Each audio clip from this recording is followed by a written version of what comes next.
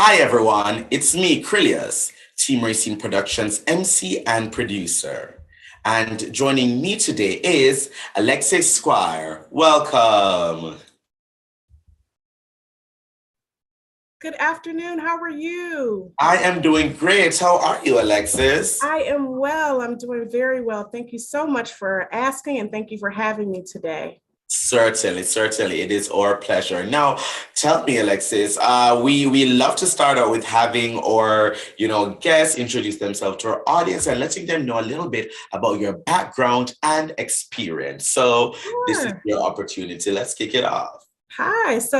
Good afternoon or morning to your audience as well. My name is Alexis Squire, and I have the esteemed pleasure to serve under just a great and strong leader, Mayor Muriel Bowser.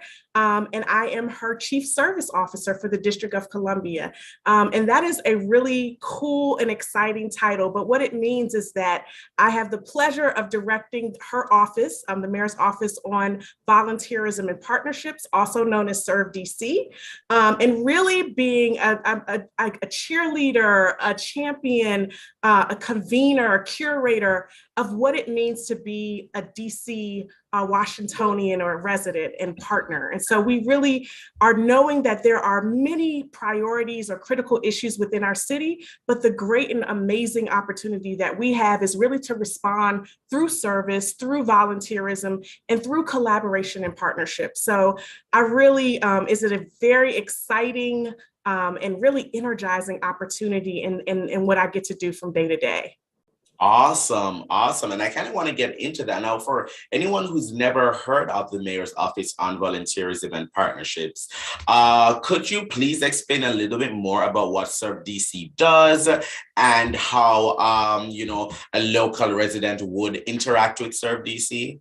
Absolutely. So we, again, are the Mayor's Office that is dedicated to really connecting people to purpose. We do that through a myriad of ways. So we do it through, like I said, curating volunteer opportunities, really cultivating the ecosystem of volunteerism and service within our city. We are also the district's commission on national and community service, so that we are the convener and the organizer of AmeriCorps and shaping our DC AmeriCorps story. We are also the facilitators and organizers of community resilience. And what does that mean, right? That's a kind of a term that we use to really make sure our neighbors feel prepared, they feel safe, and they feel strong. So we do that through our emergency preparedness program, through our CERT, our community emergency response team.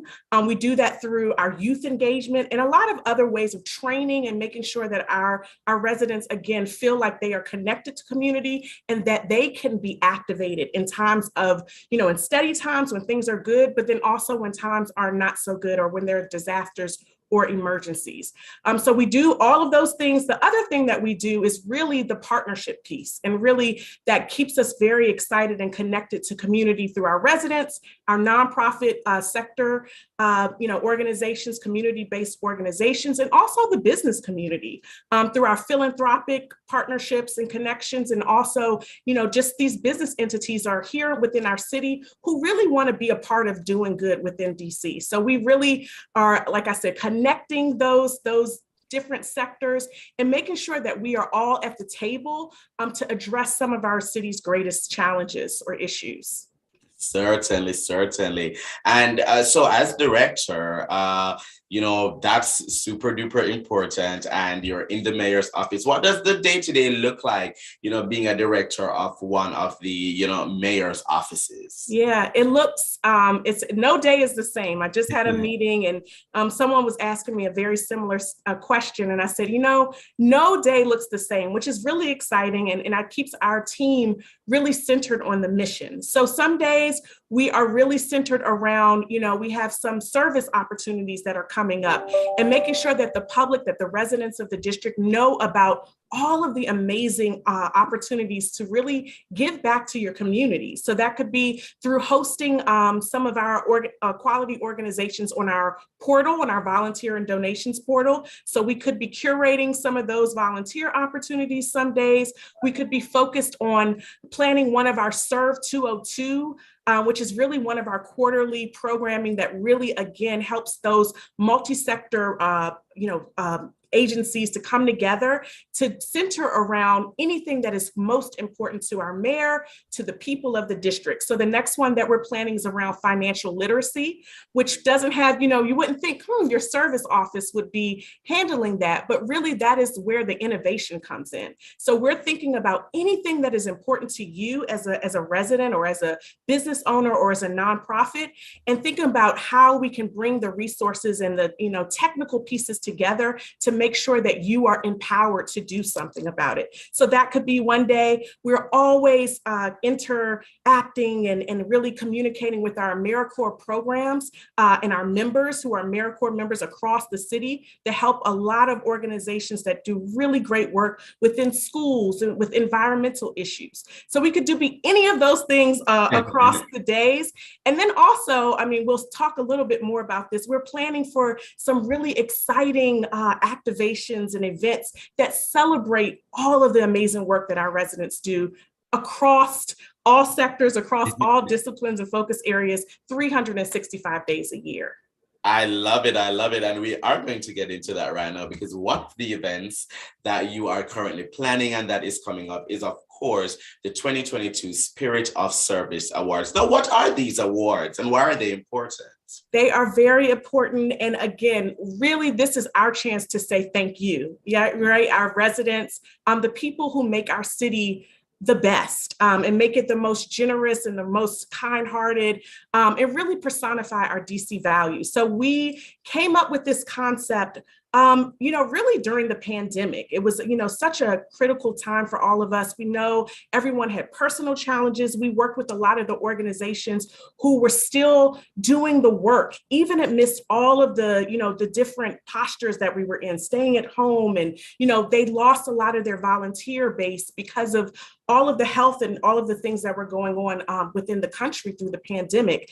And so we really wanted to have the opportunity and certainly to echo the mayor's appreciation for those who show up for community. And so that's really where the spirit of service really originated from. It's Mayor Bowser's vision and her understanding of how essential our residents and our partners and our communities are within the city. So we wanted to find a way to say thank you, to recognize these, you and the people who do the work. We wanted to find a way to really ground the work that we do, because I named a lot of things that we do, by having these categories to say, hey, if we see you in this way, we see you, as you're doing your emergency management work, we see you as a donor to the district and all the great impact that you have. We see you as a change agent with our Mayor Bowser's DC Hope Award and the hope that you're inspiring within our community. So this is our way of really saying,